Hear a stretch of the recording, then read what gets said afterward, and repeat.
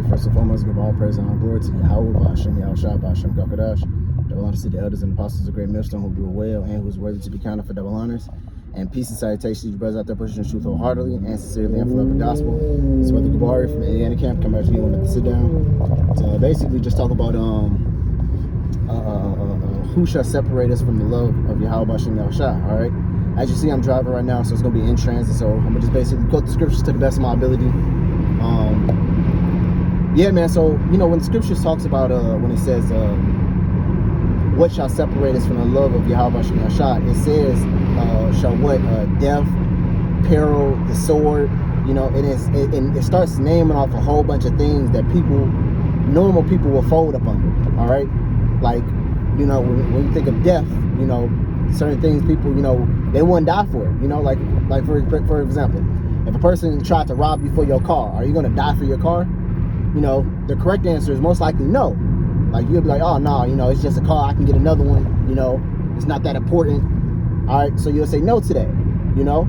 Or if for your money, you know, would you die for your money? You say, hey, you know, give me your money, or I'm gonna kill you or whatnot. Are you gonna die for your money? You know, answer again is no. You know, hey, you just give it up to him. You know, but at the same time, when it comes to Yahweh, Ba'ashem, Yahushua, when it comes to this truth, when it comes to the Lord, if somebody say, hey, denounce the Lord, are you gonna do it?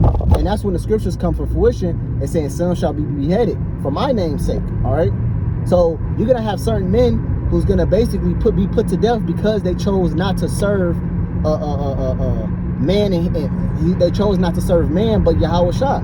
All right, Yahweh Shai. All right, and that's what the Lord is looking for, man. That's why he asked that questions in Romans. He says, well, what shall separate us from the love of Yahweh, Ba'ashem, Yahushua? And really the answer is nothing.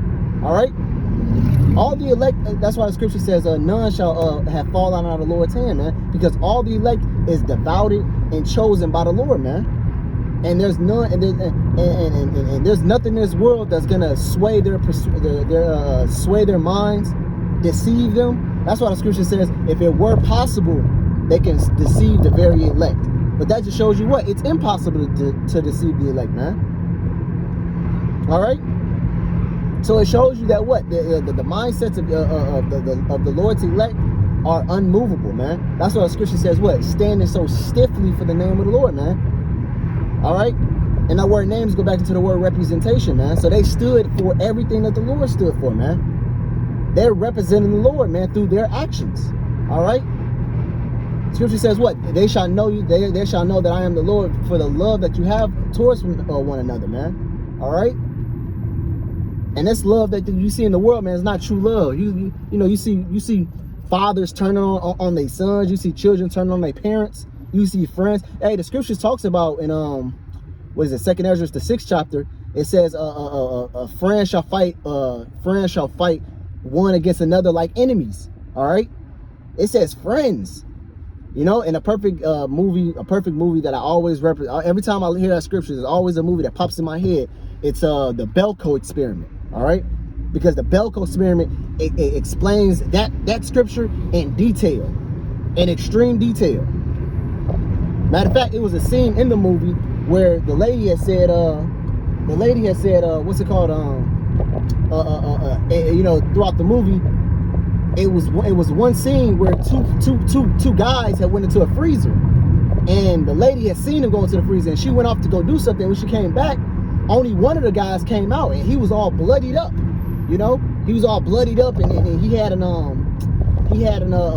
machete, or he had some type of instrument. He had some type of I forgot exactly what did he use, but he had some type of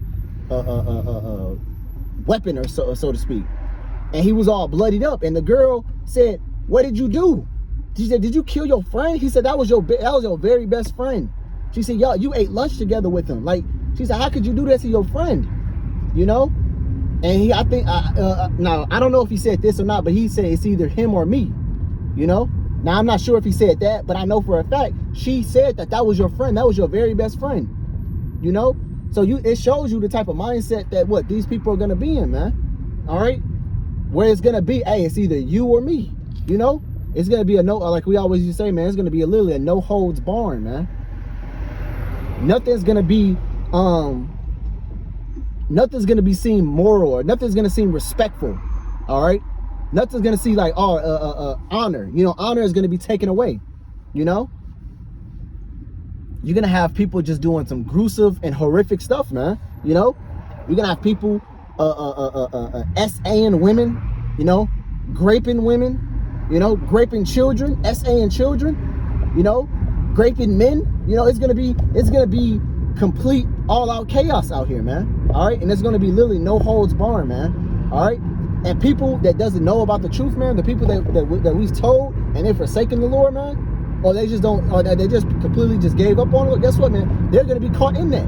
But the Lord's men, the Lord's elect chosen men, guess what? The Lord said in the book of Psalms, the 91st chapter, says what? We shall hide from the evils, we shall hide from the evils up under the shadow of the Lord, man. Over His wings, like a chicken covers her chicks up under her wings. That's how the Lord's gonna have our back, man. You know, because what? We trust in His name. We ran into Him as a strong pillar and a tower of defense. All right. So by us knowing the things that's coming to America, by us knowing the things that's coming to this place, we are to gird ourselves. We are to prepare ourselves. That's what the word prudency means. The word prudency is basically you have the ability to see afar off and prepare yourself. That's you being prudent. You see that you can clearly see what's happening, and you're preparing yourself. So when that time comes, you're ready. You're straight. All right. It's like if you watching the rain. If you're watching the news and you see rain is coming, and you see everybody else partying, kicking it, dancing, starting fires, you know, or whatever, starting bonfires, and you in your house girding yourself up, getting ready for the rain to come. So when the rain eventually comes, guess what? All the people that's outside is gonna get caught up in it, but you're gonna be straight because you seen what was gonna happen. You seen what's gonna happen, and you prepared yourself, man. That's exactly what the elect chosen men of Yahweh Bashim Shah are doing, man. And how are we doing that? By we're building up our spiritual treasures, man. Getting closer to Yahweh Bashim Shah. We make these videos to what? Exhort and uphold one another, man. You know? And also to warn the world, man, about what's happening, what's coming to pass, man. So they can't say, oh, we didn't know. We don't have, the scripture says, oh, thou, oh, excusable man. All right? And that's exactly what these people are going to be, man. They're going to be without an excuse. Because as soon as something bad happens, or as soon as something, everybody what? Gets to pointing fingers and start playing the blame game. All right? They all look for something to blame. It's always somebody else's fault. It's always something else. Oh, it ain't my fault. It's this fault. It's because this happened. It's because of that happened. No, it's because of your own ignorance. It's because of your own fault. This fall upon you. The scripture says, "Whether a man soweth, that which he also shall reap." All right. So if you've been sowing nothing but wickedness, guess what? That's what you're gonna reap upon yourself, man. But right now we're doing what, man? We've been sowing nothing but righteousness.